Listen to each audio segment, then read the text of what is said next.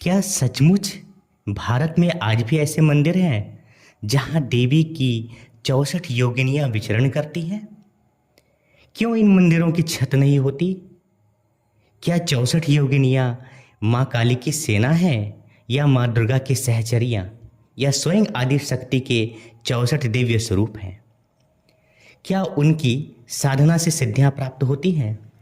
आखिर कौन से शास्त्र 64 योगिनियों का उल्लेख करते हैं? आज हम इतिहास, पुराण, तंत्र, मंदिर, आध्यात्मिक परंपरा और रहस्यों के आधार पर जानेंगे 64 योगिनियों का संपूर्ण ज्ञान। 64 योगिनियाँ कौन हैं? 64 योगिनियाँ आदि शक्ति की 64 दिव्य ऊर्जाएं मानी जाती है। तांत्रिक परंपरा में उन्हें देवी की शक्ति सेना, ब्रह्मांड की सूक्ष्म शक्तियों के अधिष्ठात्री तथा अन्य साधकों की रक्षिका माना गया है। अब बात करते हैं उनकी उत्पत्ति की। विभिन्न तांत्रिक परंपराओं में अलग अलग वर्णन मिलता है। कुछ परंपराएं उन्हें माँ काली से प्रकट मानती हैं, कुछ उन्हें माँ दुर्गा की शक्तियाँ बनाती हैं, कुछ उन्हें आदि शक्ति के 64 ऊर्जा स्वरूप मानती है। इसलिए किसी एक कथा को अंतिम सत्य नहीं माना जाता। अब बात करते हैं 64 योगिनियों के स्वरूप की। हर योगिनी का स्वरूप अलग अलग है। किसी का मुख सिंह का है, किसी का हाथी का है, किसी का मुख गरुड़ का है, तो किसी का मुख घोड़े का, किसी का उल्लू का, तो किसी का हंस का, किसी का मयूर का, या अन्य पशु पक्षी से जुड़ा प्रतीकात्मक रूप है। कई योगिनियाँ त्रिशूल, खड्ग, डमरू, पाश, कपाल, कमल, धनुष, ढाल या अन्य आयुध यानी हथियार धारण करती हैं।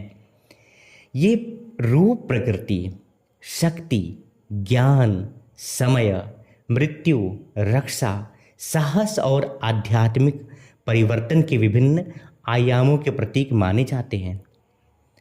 कुछ प्रमुख योगिनियों के नाम की भी चर्चा कर लेते हैं।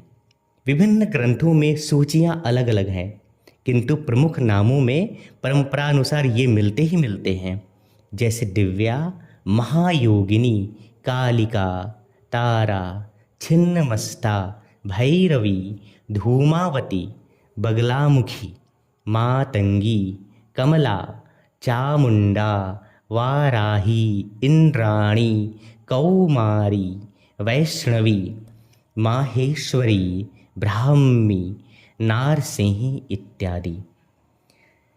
अगर हम योगिनियों के कार्य की बात करें तो धर्म की रक्षा, दुष्ट शक्तियों का दमन, साधकों की रक्षा, आध्यात्मिक जागरण, देवी की सेवा, ब्रह्मांडीय शक्तियों का संतुलन। शक्ति पीठों में उनका निवास की भी चर्चा कर लेते हैं। शक्ति पीठों को देवी की दिव्य ऊर्जा का केंद्र माना जाता है। तांत्रिक मान्यता है कि योगिनियां इन दिव्य ऊर्जा केंद्रों की रक्षा करती हैं और देवी की सेवा में निरंतर लगी रहती हैं। विशेष रूप से योगिनी और तांत्रिक परंपरा का अत्यंत महत्वपूर्ण केंद्र माना जाता है। भारत में आज भी कई प्रसिद्ध योगिनी मंदिर हैं और इन मंदिरों की सबसे बड़ी विशेषता उनका गोलाकार स्वरूप और अधिकांश का खुला यानी बिना छत का होना है। आपके मन में ये सवाल आ सकता है कि मंदिरों में छत क्यों नहीं? एक तांत्रिक मान्यता के अनुसार योगिनियां आकाश मार्ग से विचरण करती हैं, इसलिए मंदिर खुले बनाए गए हैं। इतिहासकारों के अनुसार यह तांत्रिक पूजा के लिए एक विकसित विशिष्ट वास्तुशिल्प शैली थी। हमें तो दोनों दृष्टिकोणों का सम्मान करना है। 64 योगिनी उपासना वामाचार और दक्षिणाचार दोनों तांत्रिक परंपराओं में विभिन्न रूपों में मिलती है। यह अत्यंत गूढ़ साधना मानी जाती है। ध्यान रखिए, योग्य गुरु के बिना इनकी विशिष्ट साधना करना उचित नहीं माना जाता। अगर शास्त्रीय संदर्भ की बात करें तो 64 योगिनियों का उल्लेख विभिन्न तांत्रिक ग्रंथों और परंपराओं में मिलता है। इन ग्रंथों में योगिनियों के स्वरूप, साधना, मंडल, मंत्र और तांत्रिक उपासना का वर्णन विभिन्न रूपों में मिलता है। अगर सरल रूप में पूजा की विधि की बात करें तो सामान्य भक्त स्नान करे, माँ दुर्गा या माँ काली का ध्यान करे, धूप दीप पुष्प और नैवेद्य अर्पित करे, दुर्गा सप्तशती, देवी कवच या ओम ऐं ग्रीं क्लीं चामुंडाई विच्चे मंत्र का श्रद्धापूर्वक जप करे। विशिष्ट योगिनी साधना सदैव योग्य गुरु के निर्देशन में ही की जाती है। परंपरागत मान्यताओं के अनुसार इनकी साधना या पूजा करने से हमें भय से मुक्ति, आत्मविश्वास की वृद्धि, मानसिक दृढ़ता, आध्यात्मिक उन्नति, साधना में एकाग्रता और देवी की कृपा प्राप्त होती है। कुछ लोग उनसे डरते हैं, तो क्या उनसे डरना चाहिए? बिल्कुल नहीं, क्योंकि योगिनियाँ देवी की दिव्य शक्तियाँ मानी जाती हैं। उनका उद्देश्य साधक का कल्याण और धर्म की रक्षा माना गया है। तो 64 योगिनियाँ केवल रहस्य या तंत्र का विषय मात्र नहीं है, वे यह संदेश देती हैं कि ब्रह्मांड की हर शक्ति अंततः आदि शक्ति का ही विस्तार है।